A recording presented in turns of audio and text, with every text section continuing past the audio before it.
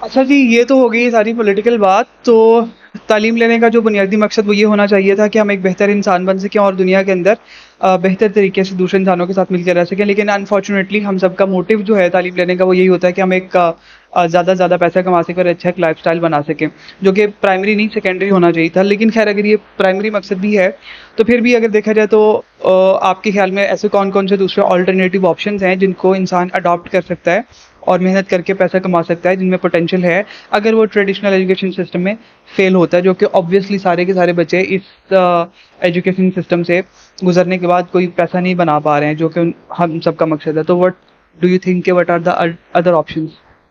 देखें जो first of all तो यार आप स्टडी करें, मैं नहीं रोकता कि स्टडी छोड़ दें, मगर अगर आप इस नकारा फजूल और बदतरीन एजुकेशन सिस्टम से नाकामी से दो चार होते हैं तो आप ये छोड़ दें। मतलब आप घरों पे डिप्रेस होके ना बैठ जाएं, आप आगे जाके मुख्तलिफ काम कर सकते हैं, जिस तरह बिजनेस हो गया, खेल हो गया, और बहुत सारे तरीके हैं आप जा सकते हैं। ठीक है, तो आप कोई भी कारोबार शुरू कर सकते हैं। तो ये इस तरह एक ही जगह पे स्टिल होके नहीं बैठना चाहिए कि यार अब मैं एंट्री पास नहीं हुआ, अब मैं ना करने को दिल कर रहा है, अब मैं जा रहा हूँ अब मेरे साथ दुकान। इस तरह नहीं होना चाहिए, ये आपको नाकाम कर देगा। अगर आप पैसा कमाने की बात करें तो यार बहुत सारे तरीके हैं, जैसे अगर आप खेल लेने, जो हर किसी को पता है, जाहिर सी बात है।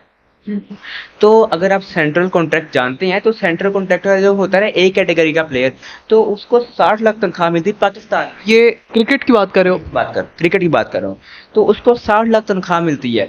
तो देखिए वो यार, वो देखें, वो तो 5-6 साल स्ट्रगल करके इतने ऊपर इतने पैसे कमा रहे हैं। ठीक है, और हम तो यार 16 साल रगड़े खाते हैं, हमें तो फिर भी ये 22-23 हजार 30 हजार मिलता है, कुछ भी नहीं है। तो यार जो लाख मिल जाएगा, लाख कुछ बनता है? अब मुझे बताएं, कुछ भी नहीं बनता आज के दौर में।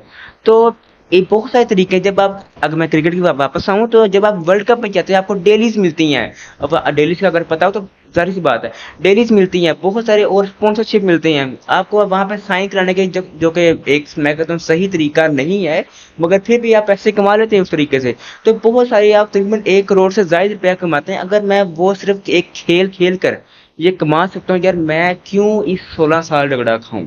मैं फिर दोबारा बात करूँ, मैं किसी को साइड लाइन नहीं कर रहा, कि कह नहीं रहा कि पढ़ाई साइड लाइन हो। अगर आप नाकाम होते हैं तो इसके बाद ही मैं ये सिचुएशन बता रहा हूँ। और ये सिर्फ एक एग्जांपल है क्रिकेट की, आप और भी बहुत जगह बिजनेस वगैरह कर सकते हैं, और भी बहुत सारी चीजें हैं। वर्ल्ड कप, अगर आप सिलेक्ट होते हैं, अच्छी परफॉर्मेंस दें, अच्छी तरह खेलिए, बहुत सारे लोग कहते हैं कि यार सिलेक्ट नहीं होंगे। और भाई क्यों सिलेक्ट नहीं होगा यार? आप लोग अच्छी परफॉर्मेंस दोगे, क्यों सिलेक्ट नहीं होगे? आप लोग सिलेक्ट होंगे, फर्स्ट क्लास खेलो, डोमेस्टिक में रन्स करो, आगे पीएसएल खेलो, वहां पे रन्स करो, फिर आप इंटरनेशनल टीम में क्यों नहीं आओगे? जाहिर सी बात आप लाजमी आओगे, फिर आपका तारा चमक जाएगा। जाहिर सी बात है, बहुत सारे तरीके हैं इस तरह पैसे कमाने। हाँ, और मेरा ख्याल है जिस बंदे का टैलेंट हो, जिस बंदे का इंटरेस्ट हो और वो फिर कोशिश करे, तो वो कहीं ना कहीं उस फील्ड में पहुंच ही जाता है। अच्छा, अभी आपने क्रिकेट की बहुत ज़्यादा बात की, तो आजकल जब रिसेंटली हम पिछले कुछ मैचेस में लगातार नाकाम हुए हैं। पहला मेरा ख्याल अमेरिका से हारे, फिर हम उसके बाद इंडिया से शायद हारे हैं। तो आपके ख्याल में, ठीक है, मान लिया बहुत सारे 60-70 लाख रुपए ये लोग तनख्वाहें लेते हैं या पैसे कमा लेते हैं, तो लोगों का ओपिनियन ये है कि ये लोग हमारी जेबों से ही, कौम के खून पसीने की से कमाए हुए पैसों के टैक्सेस से ये लोग खेलने जाते हैं और वहां पे फिर नाकाम होके आ जाते हैं, क्योंकि इनका फोकस कुछ और होता है। मैं नहीं कह रहा, ये एलिगेशन लगाते हैं लोग उन पे। तो आपके ख्याल में क्या ये एक सही तरीका है या कौम के साथ ज्यादती है कि आप उसके पैसों पे खेलें और फिर उस तरह से पूरी तरह से अपनी परफॉर्मेंस शो भी ना करें या कोशिश भी ना करें करने की? फर्स्ट ऑफ ऑल तो आपके इल्म में इजाफा कर दूं कि ये कौम के पैसों से इनको नई तनख्वाहें मिलती, रियली कौम के पैसे तनख्वाह नहीं मिलती, ना टैक्स के पैसे मिलते। ये होता है इनको आईसीसी से रेवेन्यू हासिल होता है, पाकिस्तान पीसीबी को, तो उनसे इनको तनख्वाह मिलती। बहुत सारे लोग इसमें कश्मकश में शिकार होते हैं कि यार नहीं, हमारे पैसे खा गए, हमारे टैक्स। और भाई 1 रुपया नहीं आपका लगता है इनकी। ठीक है, ये हाँ ठीक है, स्पोर्ट्स है, मगर उनके लिए एक प्रोफेशनल गेम है, हमारे लिए एक सिर्फ खेल खेलो बंद कर दो। ये सिर्फ उनके, ये हमारा पैसा कोई नहीं लगता, उनके सिर्फ अपने पैसे। और जहाँ तक धोखे की बात है, जी बिल्कुल मैं कहता हूँ कि ये एक तरह का धोखा ही है जो हमारी क्रिकेट टीम ने भी दिया, वो सिर्फ मौजूदा जमाने में दिया, ये 2021, 22, 23। और बहुत सारे जो अपने सहाफ़ी हैं वो टीवी पे बैठ के कहते रहते हैं कि जी ये अपना ये सही है, ये मतलब वो प्रोपेगेंडा करते हैं कि अपनी टीम के हक में, ये कभी भी खिलाफ, चलो हक में समझ आता है, मगर खिलाफ भी करते हैं। तो मेरी समझ से यार ये बालातर है, ये क्यों इस तरह कर रहे हैं? हम ये तनख्वाहें लेते हैं इतनी सारी, फिर बाद में कहते हैं यार हम आगे कर लेंगे, ये कर लेंगे। इस तरह नहीं चलता होता। साल इतना करोड़ों रुपया पैसा भी कमा रहे हैं, ये एक धोखा ही है हमारी तरफ से। और बहुत सारे इस वाले प्रोडक्ट्स को ये स्पॉन्सरशिप लेते होते हैं, जैसे KFC हो गया, मैकडोनल्ड, बहुत सारी चीजें, ये भी इनको तकरीबन रुक जाना चाहिए काफी हद तक। ठीक है, आवाज उठाते हैं, मगर ये एक तरफ अगर ये आवाज उठाते हैं, दूसरी तरफ इनको इस तरफ से भी रुकना चाहिए। और ये बाकी मौजूदा क्रिकेट टीम की सूरत हाल का मैं तो जिम्मेदार मौजूदा कप्तान बाबर आजम को समझता हूँ, वरना अदरवाइज नहीं, अकेला उसको नहीं, पूरी टीम जिम्मेदार, मगर जो मेजर रोल है उस वक्त वो उसका ही है।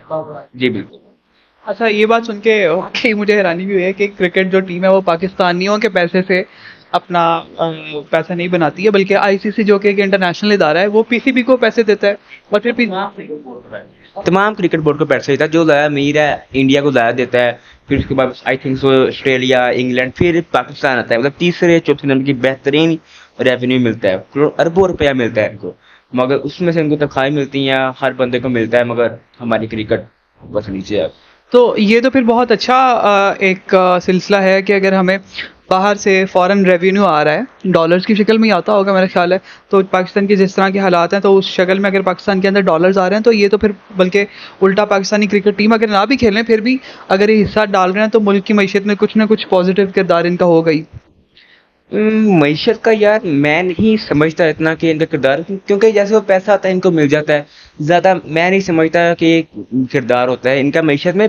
मईशत का मैं दूर दूर तक नहीं समझता, मुमकिन है कोई हो, मगर मेरे फिलवक्त इलम में इस तरह कोई बात नहीं है। नहीं, मैं इसलिए सोच रहा था ना क्योंकि उनको डॉलर्स आते हैं, फिर उनको डॉलर्स तो नहीं मिलते, सारे पाकिस्तानी रुपीस मिलते हैं, तो जब पाकिस्तान कंट्री के अंदर डॉलर आएगा हमारे फॉरेन रिजर्व्स बढ़ेंगे तो उससे शायद कोई बेहतरी आती हो। बहरहाल अच्छा, तो आपका फेवरेट प्लेयर कौन है अब या जो पास्ट में जो भी था? देखिए, ये फेवरेट प्लेयर की बात नहीं होती है, एक टीम जो होती है ना वो इंडिविजुअल पर नहीं खेलती, एक टीम गेम होनी चाहिए कि सबको मिलकर परफॉर्म करना है। ठीक है, वो एक अलग बहस है, वो मैं नहीं जाना चाहता। जहाँ तक फेवरेट प्लेयर की बात है, इमरान खान मेरे मौजूदा मौजूदा तो नहीं, 19 ये क्या नाम ले लिया आपने? अब ये मैंने शो मुकम्मल करना था यार। नहीं नहीं यार, वो नहीं, देखिए मेरी बात सुनिए, वो एक पॉलिटिकल बात है कि आप उसके खिलाफ हो, नाम पाबंदी, मगर जो एक मैं स्पोर्ट्स की हद तक मैं कह रहा हूँ यार, उसने आपको 92 का वर्ल्ड कप बताया, बहुत सारी चीजें होती, तो एक वो है। और उसके बाद मैं समझता हूँ कि जो ठीक है उस बंदे की जिसका नाम ले, उसकी बंदे की बड़ी हेट है पाकिस्तान, बहुत लोग हेट करते हैं उसको, मगर बहुत लोग हेट तो नहीं करते। नहीं, उसके बाद इमरान खान के बाद जो दूसरा बंदा है, जो दूसरा बंदा है उसको काफी लोग हेट करते हैं, मगर मैं समझता हूँ कि यार वो बड़ा जबरदस्त है, आई थिंक सो, सैफी भाई, सरफराज अहमद।